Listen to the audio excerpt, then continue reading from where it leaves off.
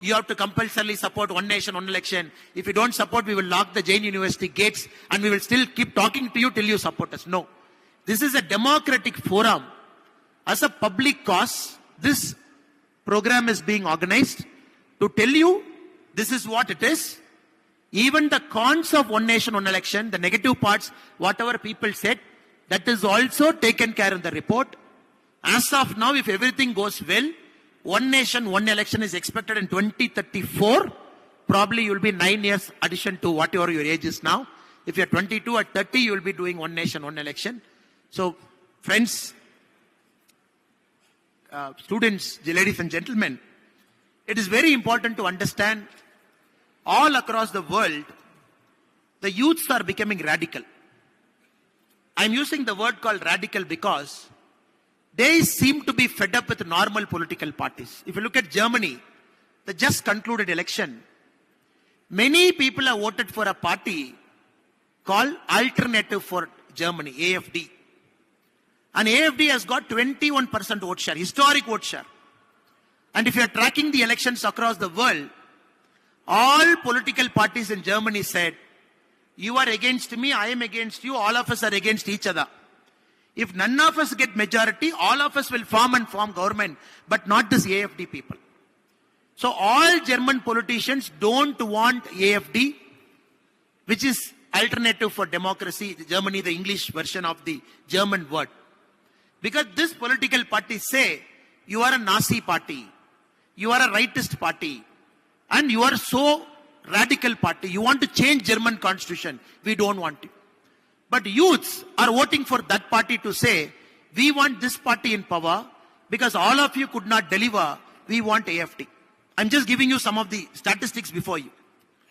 If you look at Italy, Giorgia Meloni, 2021 when she assumed the president of Italy, for the first time the youths are allowed to vote, 18 to 24.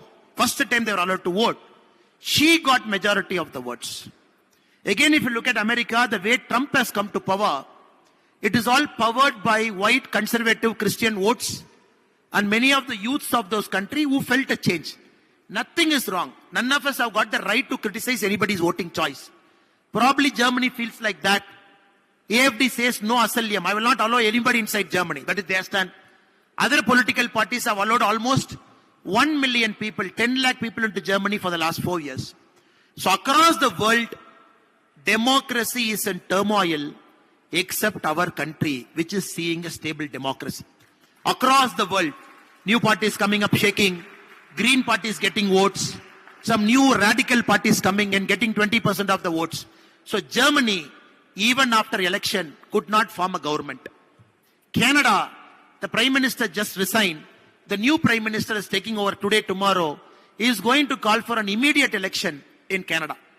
If you study the democracies across the world, maybe something we are doing right.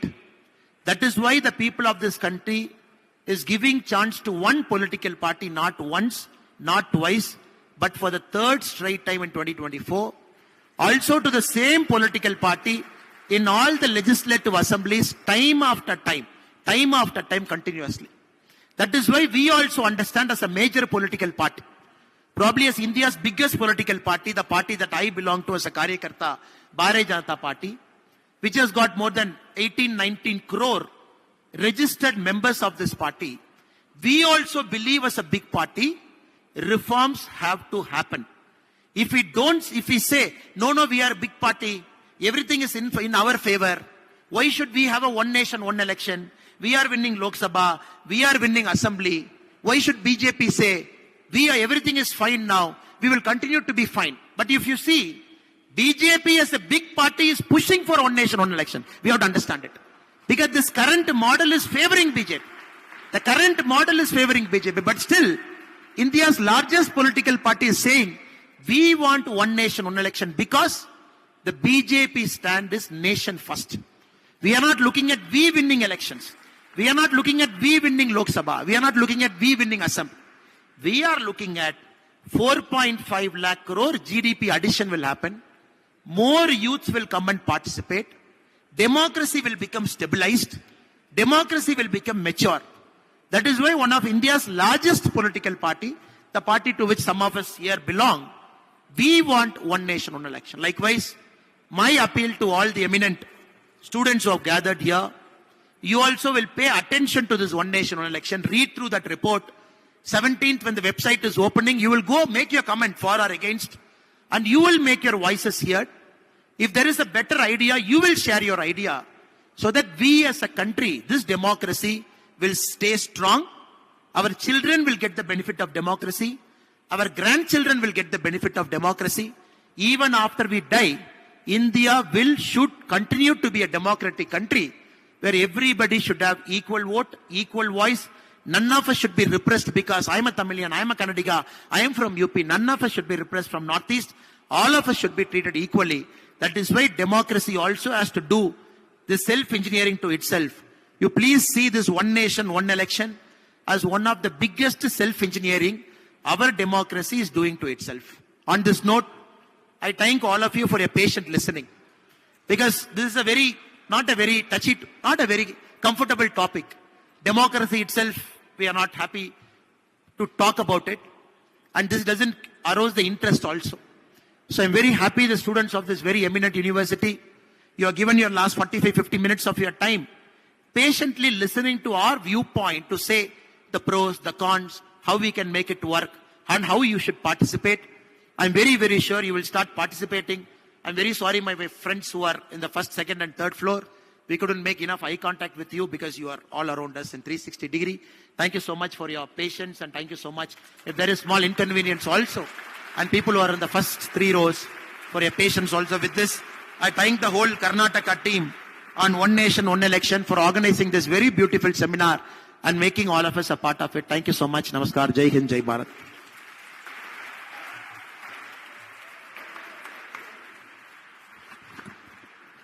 Thank you, sir, for your scintillating talk, valuable insights, and we admire the depth of knowledge, sir. Thank you so much. ನಮ್ಮ ಮಧ್ಯೆ ನಮ್ಮ ವೇದಿಕೆಯ ಮುಂಭಾಗದಲ್ಲಿರುವಂಥ ನಗರ ಪಾಲಿಕೆ ಸದಸ್ಯರು, ಮಹಿಳಾ ಪ್ರತಿನಿಧಿಗಳು ಹಾಗೂ ಪ್ರಮುಖರನ್ನ ನಾನು ಸ್ವಾಗತಿಸ್ತೇನೆ ಕಾರ್ಯಕ್ರಮಕ್ಕೆ. Let's now open our thoughts, our minds, and a shared commitment to creating a better tomorrow. Dear students, it is time for some question and answering. Our esteemed guests and Shri Naveen Shivprakash Kottige, who is the Sanchalaka for One Nation, One Election, is here with us. So please welcome him on stage. So please note that owing to his travel schedule, we'll be taking a maximum of 5 questions. So let it be brief. You please introduce yourself in short, and the question has to be apt and short. Okay? Please pass on the mic to the students. Srinivas ji. Vanakkam sir.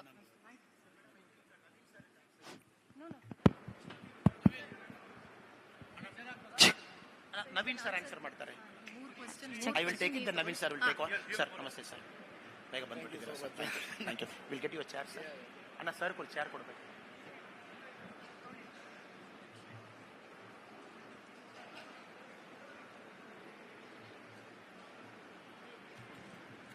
Madam, please. Our first question. Vanakkam sir. So myself Jeevapriya Karupaya, and I'm doing my UG second year in BA Economics and Public Policy. So my first question is, what key measures would you implement to ensure women's safety in public spaces, and how would you track their impact? And my second question is, how will you change societal attitudes that contributes to violence against women and engage men and boys in this effort?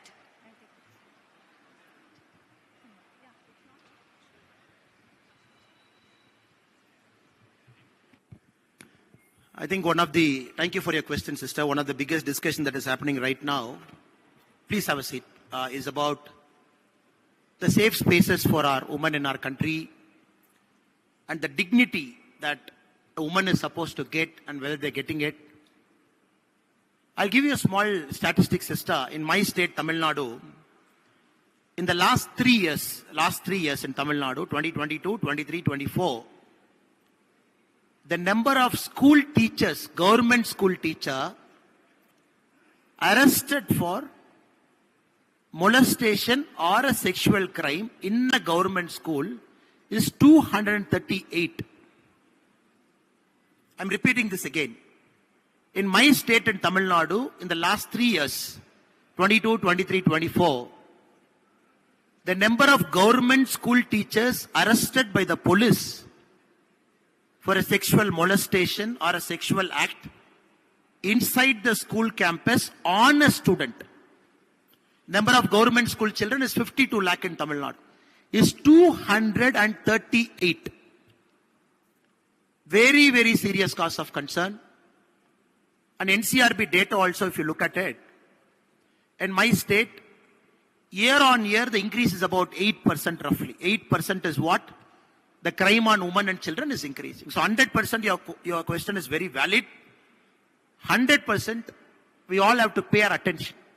And we have an eminent police officer who have served in multiple roles, police commissioner, DG. I personally believe police is one part of the problem, one part of the solution, the whole thing. When you look at the whole criminal justice system, you need to have faster trials. You need to have a better monitoring mechanism of the criminals who come out. In fact, somebody was telling, I refuse to wear a chapel. And this is not a political stunt. Oh, I've left chapel. No. This is because, and a friend asked me, sir, there are many cases happening in Tamil Nadu. Why for one case you refuse to wear a chapel? Why not for other women who was also molested? I said, brother, when a system fails, we are in deep trouble. In my state, what happened? The best university of Tamil Nadu for engineering is Anna University. And this girl is an engineering student. On 23rd of December 2024, she walks with her boyfriend inside the campus. They were talking. It's a wooded campus. And the criminal who is inside that wood, he kind of kidnaps the girl, molests that girl, records that act, blackmails that girl.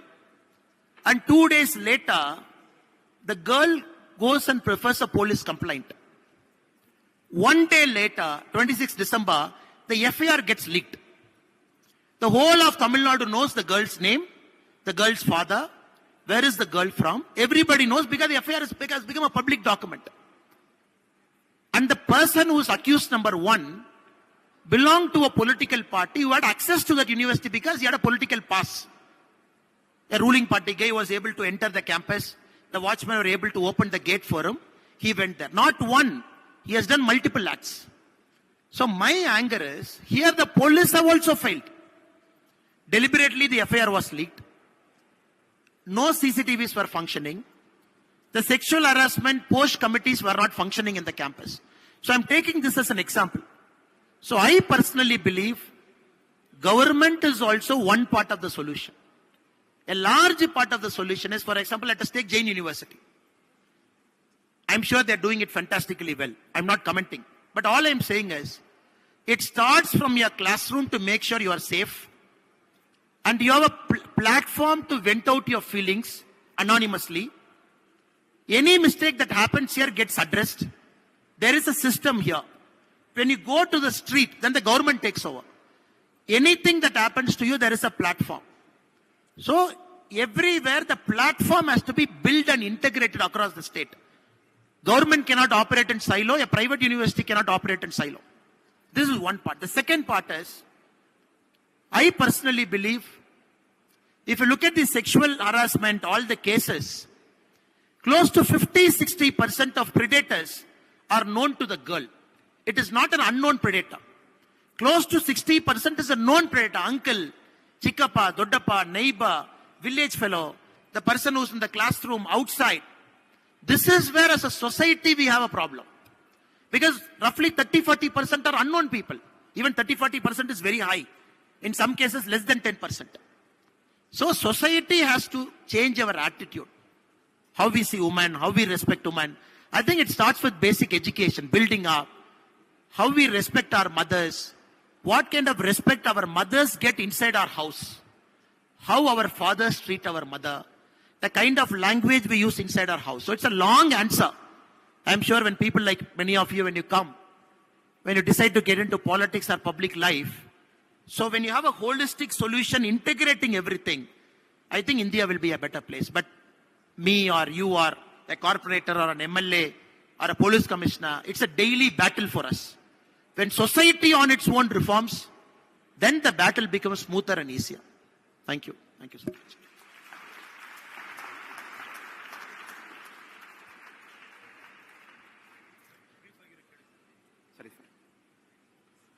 Please be brief and ask only one question, please.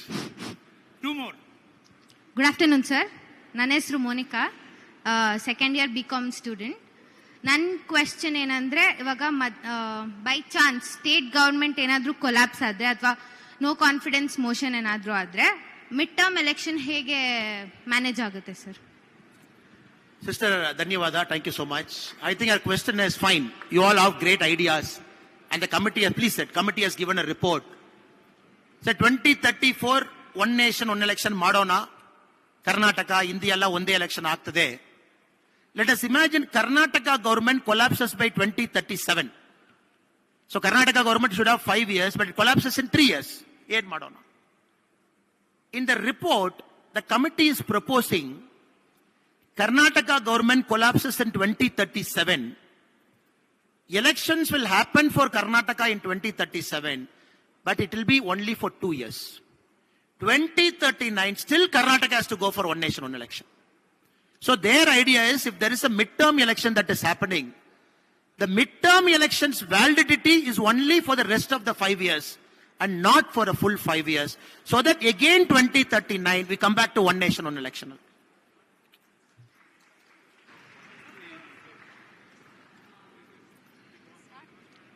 A very good afternoon, sir. I'm Smriti Vinay, and I have a question to address you.